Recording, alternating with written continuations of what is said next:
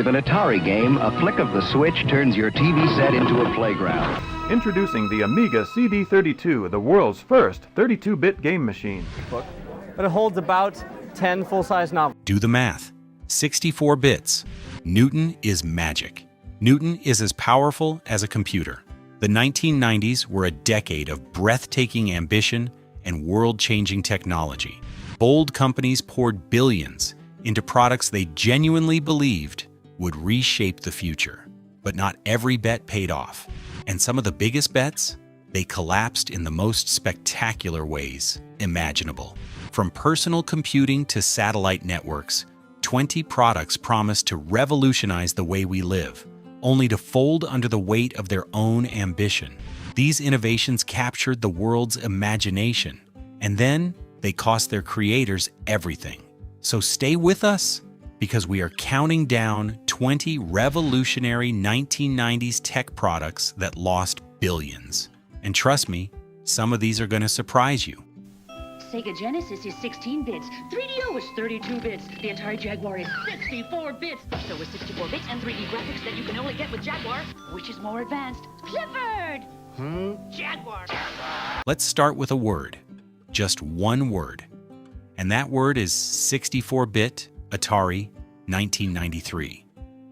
The video game wars were brutal. Nintendo had dominated the decade. Sega was closing the gap fast. And then Atari made a move nobody saw coming. They launched the Jaguar, and they built the entire marketing campaign around that one magic number. Do the math, the tagline said.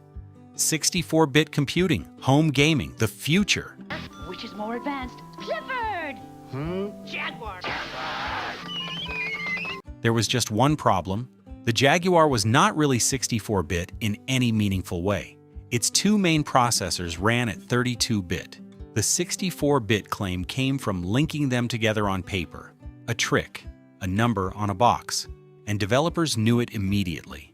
Building games for the Jaguar was a nightmare. The architecture was confusing, the development tools were broken, and third-party studios walked away fast. The game library never recovered. At launch, the Jaguar had 6 titles. 6. By the end of 1995, fewer than 70 games existed for the entire platform. Atari had invested hundreds of millions.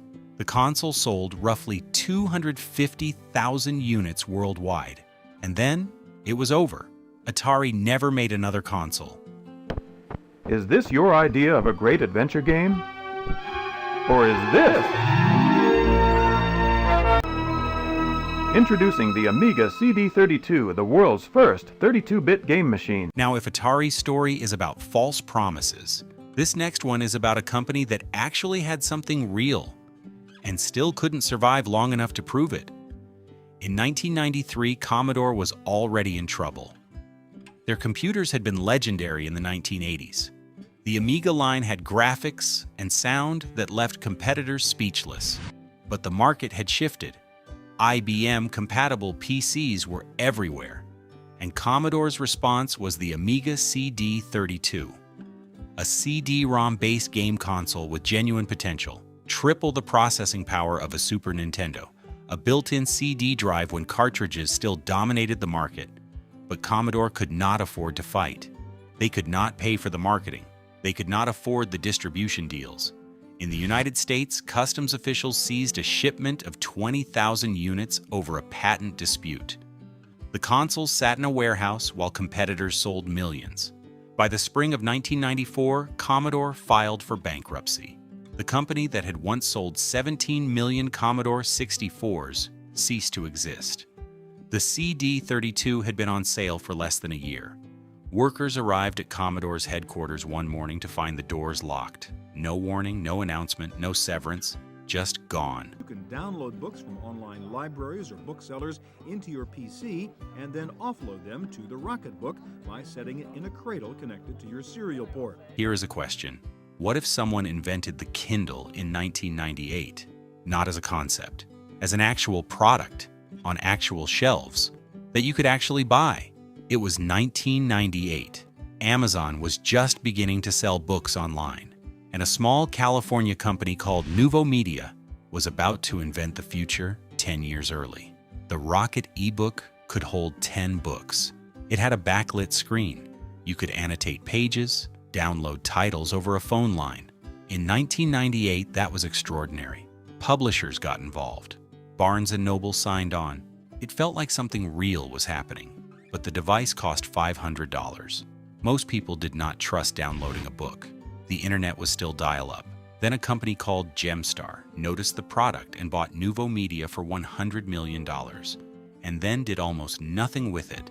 Gemstar had a competing product and wanted Nuvomedia silent, so they buried it, dismantled the development team, shut down the platform, and the Rocket Ebook disappeared.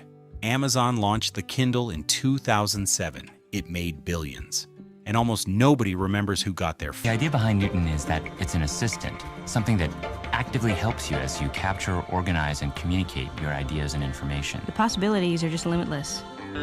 Now here is one you have definitely heard of, but probably not for the reasons Apple was hoping. The Newton MessagePad arrived in 1993 with a promise that sounded almost impossible. Write anything on the screen and the Newton understands you. It was called a Personal Digital Assistant, a PDA, a pocket computer before pocket computers existed. John Sculley, Apple's CEO, believed the Newton would change everything. He said so repeatedly, in press releases, in interviews, at trade shows. The hype was enormous, and then people used it. The handwriting recognition, the feature Apple had built the entire product around, did not work. It did not just fail occasionally, it failed spectacularly. People wrote simple sentences and the Newton typed back complete nonsense. The Simpsons dedicated an entire joke to it. Gary Trudeau mocked it in Doonesbury. The ridicule spread everywhere. Apple spent 5 years and hundreds of millions of dollars on a product that became a punchline.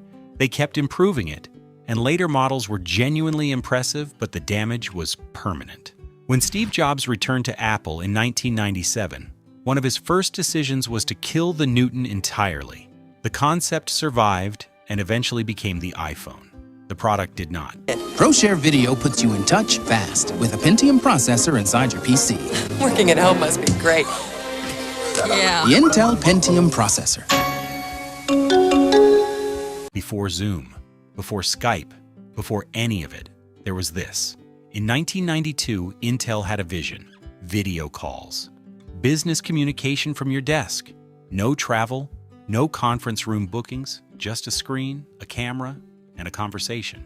The Intel ProShare system made that possible, and the price made it nearly impossible. $1,500 for the hardware, a specialized ISDN phone line that cost hundreds per month, a separate computer card requiring professional installation, and the person on the other end needed the exact same setup, every single component. In the early 1990s, finding another business with an identical ProShare system was nearly impossible. So you paid $1,500 for a device that connected to almost no one. Intel poured hundreds of millions into ProShare across the decade. They released version after version, dropped the price, simplified the setup. None of it mattered. The market was not ready. The infrastructure was not there. Then in 2001, a company called Skype started building what Intel had imagined. For free. ProShare was quietly discontinued, and nobody mourned it. Press attention on push technology has focused on consumer applications with services like Pointcast, but one of the biggest markets for push is the corporate intranet. That's the target customer for an internet startup. This one still stings, because this one was not a bad idea at the wrong time. This was a great idea at exactly the right time, and they still lost everything. In 1996, Pointcast was the hottest startup in Silicon Valley. Their idea was elegant. Instead of searching the internet for news, let the news find you. A screensaver that streamed headlines directly to your computer. Stock prices, sports scores, breaking news, all pushed to your desk in real time. In 1996, that felt like magic. Companies lined up to advertise on it. News Corp, the media empire run by Rupert Murdoch, offered to buy Pointcast for $450 million in 1997. $450 million, and Pointcast said no. Their investors wanted more. They were growing too fast. The future was too bright. Then, the cracks appeared. Pointcast consumed enormous amounts of corporate network bandwidth, and IT departments began banning it from company computers. Advertisers pulled back, and the product that had once seemed unstoppable could not survive enterprise firewalls. By 1999, the company that had turned down $450 million was acquired for somewhere between $7 and $15 million. Exact figures were never publicly confirmed, because nobody wanted to confirm them. The lesson cost $435 million and took 2 years to learn. Apple's about to launch its own new operating system. Focused on two things. One is improving people's productivity. We want people to be more efficient. We want them to get more accomplished in less time. And the second is giving them a way to take advantage of the performance of the PowerPC chip. Most people have never heard of Copland, and that, as you are about to find out, is exactly the point. In 1994, Apple was in crisis. Their operating system was aging badly. Windows 95 was approaching, and Apple had a plan. Project Copland, a next-generation operating system that would save the company. A modern OS with protected memory, true multitasking, and an interface that would bury Microsoft. Apple spent 4 years on it, hundreds of engineers, hundreds of millions of dollars. And in 1996, they canceled it entirely. Not because they ran out of money, but because the project had spiraled so completely out of control that no one could say when it would ship. Features kept getting added, deadlines kept moving, and the code base became impossible to manage. Engineers inside Apple called it the Death March. In 1997, Apple bought a company called Next for $429 million and got their modern operating system, the one Steve Jobs had built after leaving Apple, the operating system that eventually became Mac OS X. Copland cost Apple $500 million, 4 years, and produced nothing shippable. What saved the company was the product of the man Apple had fired a decade earlier. Machine has appeared in homes across America. Double and redouble his power. 32. 6 times more powerful than 3DO. All right, baby. 40 times more than Super NES. There are bad ideas. There are really bad ideas. And then there is the Sega 32X. In 1994, Sega was competing hard. The Sega Genesis had given Nintendo a real fight for the first time. Then the PlayStation was announced. The Sega Saturn was in development, but the Saturn was expensive to produce. So Sega's American division proposed a shortcut, an add-on for the Genesis. A plastic attachment that plugged into the cartridge slot and promised 32-bit gaming. No new console required, just $159 and a piece of hardware. They called it the 32X, and it launched in November 1994, just in time for Christmas.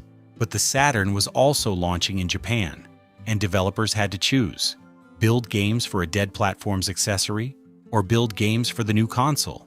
Most chose the console. The 32X launched with 6 games. Only 40 titles were ever released for it. Sega had manufactured 600,000 units for launch and sold around 665,000 total, ever. The 32X was discontinued after 1 year.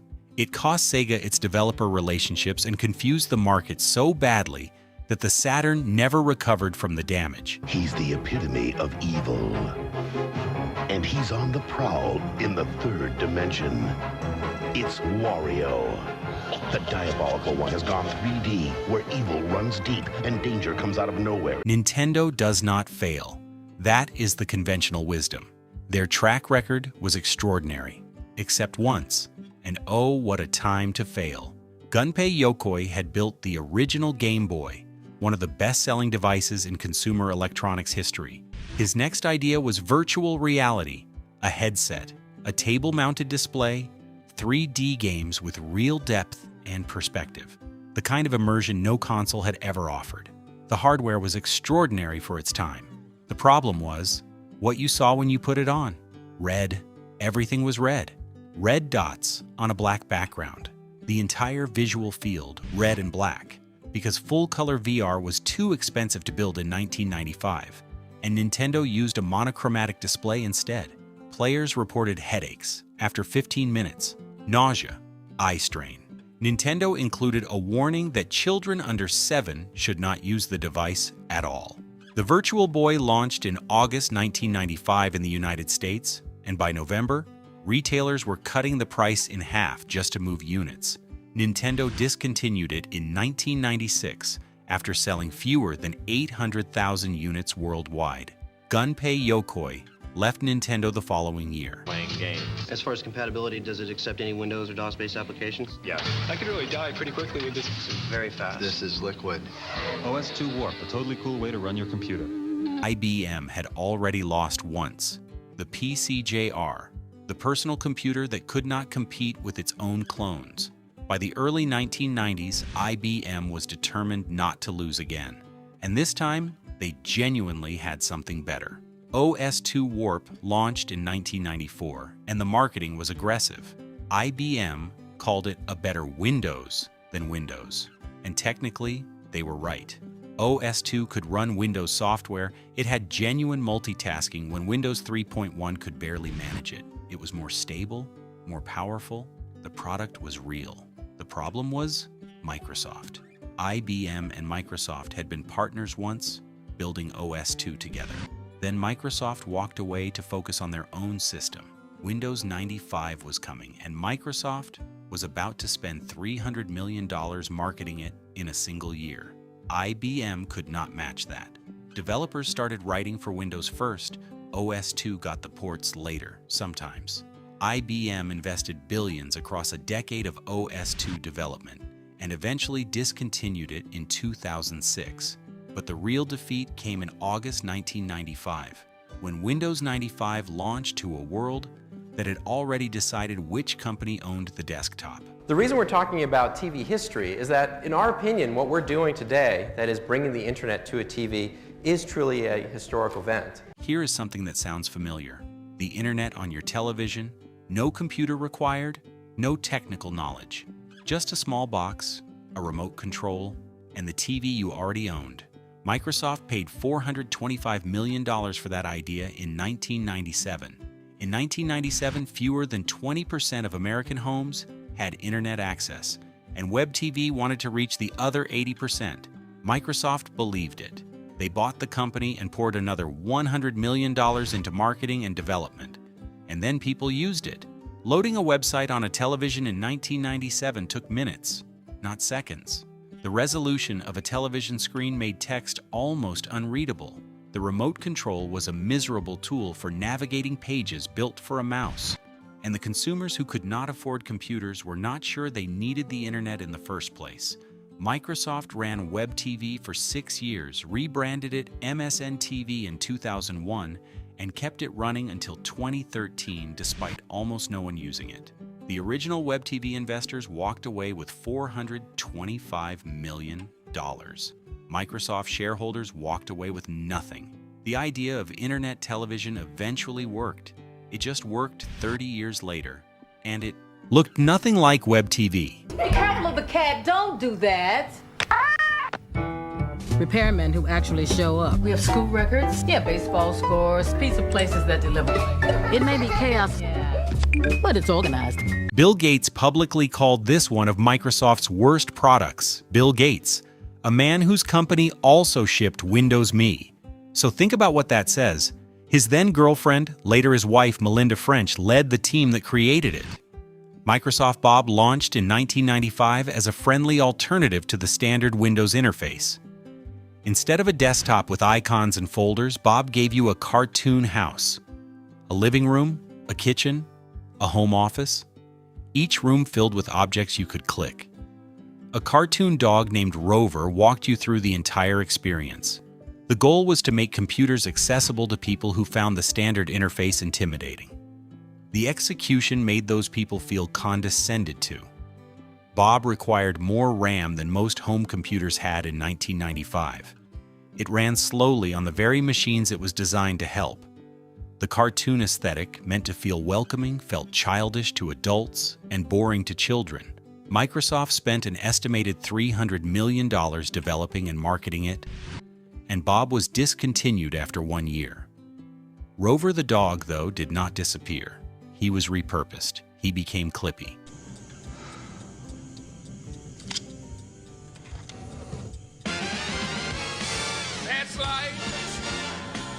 I can't deny it.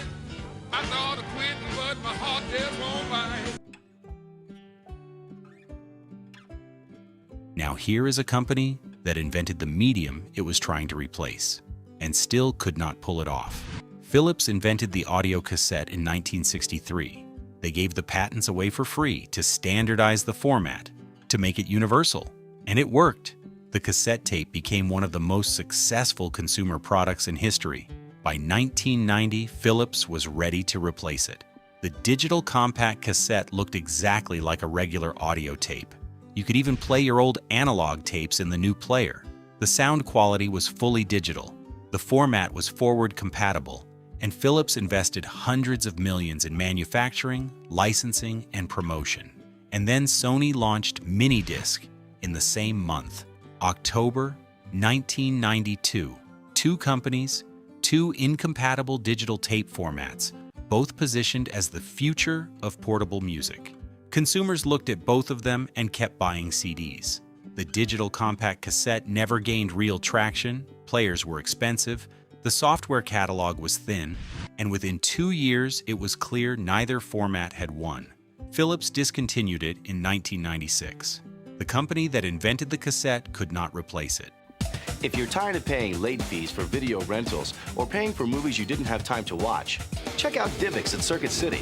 Only DVD players with DivX play DVD movies, DivX movies, and audio CDs. You think streaming is a new idea? Let me tell you about 1998. Circuit City had a plan to reinvent home video before DVD had even found its audience. They partnered with a law firm to launch DivX.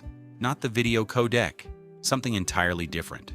A DVD disc you could buy for $4.99, take home, watch within 48 hours, then throw away. No returning it, no late fees, no trip to Blockbuster. You simply discarded the disc when you were done. And if you wanted to keep the movie, you paid to unlock it permanently. Circuit City invested $350 million in the entire infrastructure.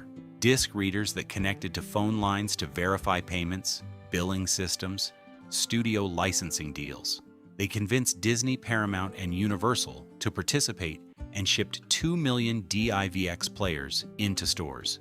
And then consumers made their position clear. They did not want a disc they were forced to discard. They did not want a player that phoned home after every viewing. They bought regular DVDs instead. Circuit City announced the end of DivX in June 1999, less than 2 years after launch. The $350 million write-down accelerated the company's financial troubles, and Circuit City filed for bankruptcy in 2008. In terms of Taligent, Taligent represents the first true competitor that we could have. If we can't compete with Taligent, it's probably because we've shot ourselves in the foot. You couldn't ask for something better. IBM and Apple saying, these guys are right on track, and come back in 5 years and we'll have it too.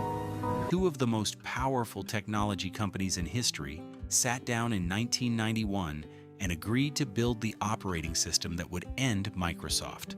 Apple and IBM together. They called the project Taligent. They spun it out as its own independent company, hired hundreds of engineers, and brought Hewlett-Packard in as a third partner. The technical ambition was extraordinary. An object-oriented operating system built from scratch, a system that would make software development faster, more reliable, and more powerful than anything Windows or Mac OS could offer. They spent hundreds of millions across 4 years and produced nothing that ever shipped. The project generated thousands of pages of design documents. It delivered impressive demonstrations at trade shows. The engineers wrote code that genuinely impressed everyone who saw it. But the gap between impressive demonstrations and a product anyone could buy kept widening every single year. In 1995, Taligent became a wholly owned IBM's subsidiary. The technology was absorbed into a product called OpenDoc. OpenDoc was discontinued in 1997. Apple folded their remaining work into internal projects and then bought Next instead. Taligent is remembered today as the $2 billion project that produced almost nothing. There was no World Wide Web. We're going to create what comes after the personal computer. Telephone. It was essentially going to be a smartphone with a lot of intelligence. We are getting into the top 5 now, and this next one is the one that still haunts Silicon Valley, because this is the story of the company that invented the smartphone before anyone knew what a smartphone was. In 1990, a small group of engineers at Apple had an idea, not just a product, an entire platform, a handheld device that could send messages, store contacts, manage schedules, and eventually connect to a global network, a device with a touchscreen, with software that could run travel itineraries, with a communications layer that predated text messaging by years, a smartphone. In 1990, they left Apple to build it. The team included some of the most talented engineers in Silicon Valley, and the investors who lined up to fund them included AT&T, Sony, Motorola, Matsushita, Philips, and NTT Japan. Every major consumer electronics company on the planet believed in them. The company was called General Magic. Their device was called the Magic Cap Communicator, and on paper, it was breathtaking. An operating system that shipped on hardware from both Sony and Motorola, a messaging network, a software architecture that could support entire categories of apps that did not exist yet. General Magic went public in 1995. Their stock opened at $14 and closed above $31 on the first day. Hundreds of millions in market cap for a company with almost no revenue. And then people used the device. The battery lasted 4 hours. The wireless network the product depended on barely existed outside major cities. The software was beautiful but slow, and the $800 price tag made every problem worse. By 1996, the dream was fading. By 1998, most of the staff was gone. By 2002, General Magic had shut down entirely. The alumni of that team went on to found or lead companies worth trillions. The lead engineer of Android, a key architect of the iPhone, the creator of LinkedIn, the future chief technology officer of the United States. General Magic invented the smartphone, then went bankrupt building it. Introducing Sega Saturn. Aww, hit it! Sega's next-generation gaming platform, revolutionary sports and arcade gameplay. All. Sega was winning, and then, in a single afternoon, they threw it all away. The year was 1995, the Electronic Entertainment Expo E3, its very first year. Sega took the stage. Their new console was already on sale that same day at a small number of US retailers. A secret launch, the Saturn, a machine they had spent years developing. And the Sega executive on stage announced the price, $399. The audience absorbed it. Then Sony's representative walked to the microphone. He said one word and held up a piece of paper, $299.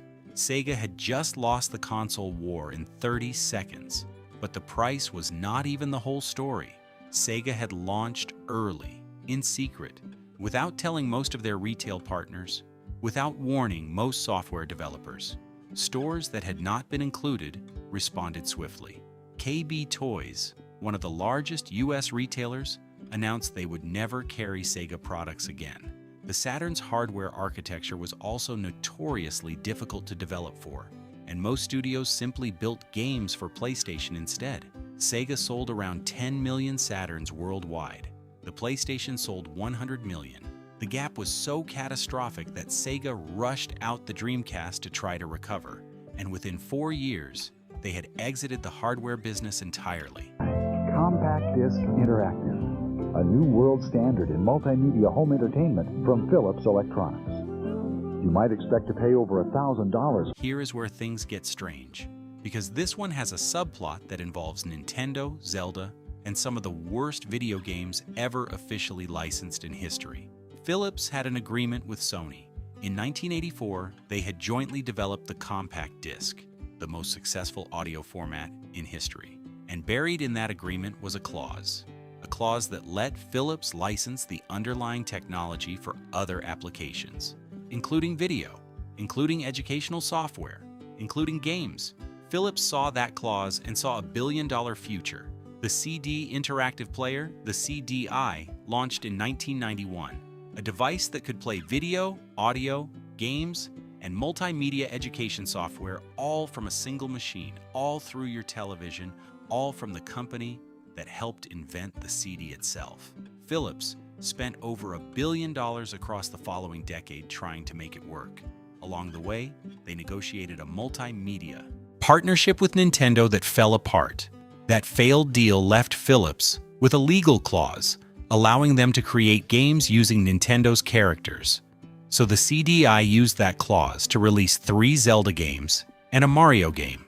4 games that are now considered among the worst official Nintendo releases in history, sold today as collector's items for the sheer irony of owning something so catastrophically bad, it became legendary. The hardware was expensive, the controller was nearly unusable for gaming, and the market Philips had imagined never materialized. By 1998, the CDI was discontinued. Philips wrote down over $1 billion and walked away. You want her back? And the other type definitely plays 3DO, the most advanced home gaming system in the universe. Trip Hawkins founded Electronic Arts. He built one of the most successful video game publishers in history, and in 1993 he left to bet everything on one single idea. A console so powerful and so far ahead of the competition that no one could match it for a decade. A device that would end the console wars permanently. He called it 3DO. The hardware was real. A 32-bit architecture at a time when Nintendo was still on 16-bit. A double-speed CD-ROM drive. Technical specs impressive enough that Time magazine named the 3DO its product of the year in 1993, before it had even shipped. The problem was the price. $699 at launch. In 1993, when a Super Nintendo cost $99 at the same store.